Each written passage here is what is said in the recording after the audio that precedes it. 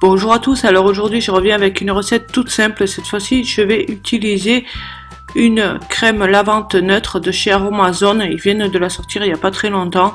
J'avais envie de la tester tout simplement pour me faire un savon pour les mains, puisqu'on peut très bien l'utiliser cette base autant pour savon pour les mains, pour le visage, gel douche, etc.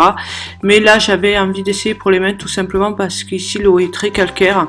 Je me lave très souvent les mains dans la journée et du coup j'ai les mains complètement ruinées, les cuticules, etc. Donc j'avais envie de voir, puisque bon, forcément vu que c'est une crème ça hydrate davantage, donc je me suis dit pourquoi pas leur faire en vidéo, parce que je sais que pas mal d'entre vous aiment les recettes simples. Donc si ça vous intéresse, eh bien continuez à regarder. Alors je commence par doser 94 g de base lavante. Alors ça fera un peu moins de 100 ml de la préparation totale. Ça fait peu, mais comme vous le savez, quand je teste une recette pour la première fois ou tout, je fais de petites quantités tout simplement parce que au cas où ça me convienne pas, eh bien pas faire de gaspillage. J'incorpore 4 g de gel d'aloe vera. Alors tout le monde le connaît, il est hydratant, réparateur. Si jamais c'est tout simplement pour le côté réparateur, vu que mes mains sont abîmées à cause du calcaire, ça, disons, ça apportera un plus à ma préparation.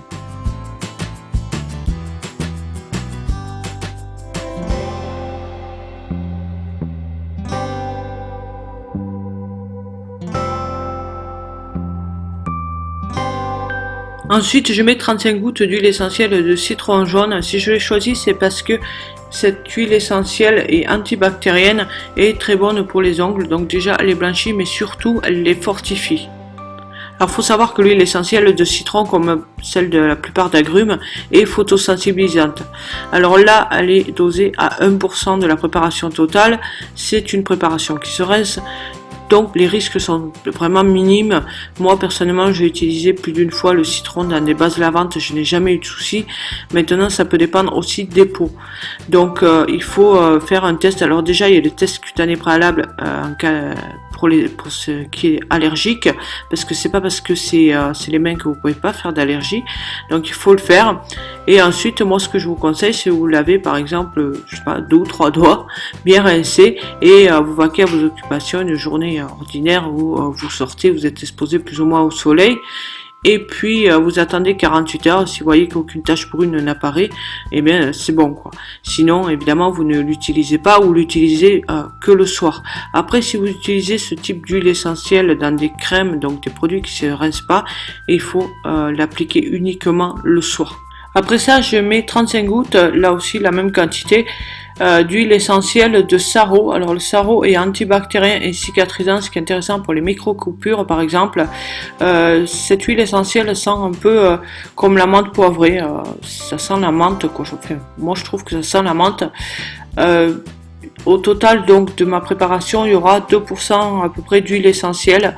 Je dépasse jamais 3% pour les produits lavants pour le corps, et pour le visage, quel que soit le produit, je ne dépasse pas 1%, 1,5%, tout simplement parce que je trouve qu'après ça fait trop, sachant que pour les produits lavants pour le corps, on peut aller jusqu'à 5%, mais je trouve que c'est trop, moi personnellement, parce que les huiles essentielles c'est quand même puissant, et évidemment les risques d'allergie sont beaucoup plus importants, plus quand le dosage est élevé.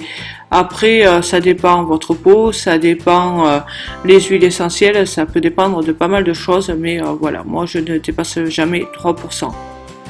Au départ, j'ai voulu transvaser avec l'entonnoir, ce qui fut une très mauvaise idée compte tenu du fait que l'embout est étroit et que la prépa est assez épaisse. Donc je vous conseille de faire directement avec le bol comme j'ai fait après, ce qui vous évitera de salir un entonnoir et surtout de galérer pour le nettoyer. Alors comme vous le voyez, ma bouteille est pas pleine tout simplement parce que j'ai dosé en grammes et qu'une fois qu'on passe en millilitres, ça fait moins. Et comme là la bouteille fait 100 ml, du coup elle est pas pleine. Ce qui est pas plus mal parce que la pompe que j'ai mis, on la voit sur le côté gauche de l'image, sur l'essuie-tout. Elle a un système assez épais à la base. Du coup ça a tendance à faire remonter le produit. et donc si elle avait été pleine, ça en aurait mis partout. Alors vous voyez pas quand je le vis, c'est tout simplement parce que ma caméra a coupé. Mais bon, bref, donc pensez-y, si vous avez ce système de pompe, voilà, il faut pas que la bouteille soit complètement pleine, sinon ça déborde au moment où vous vissez. Bien voilà, on arrive à la fin de cette vidéo, j'espère que ça vous a plu. Si c'est le cas, likez, partagez, n'hésitez pas à laisser des commentaires, j'y répondrai avec plaisir.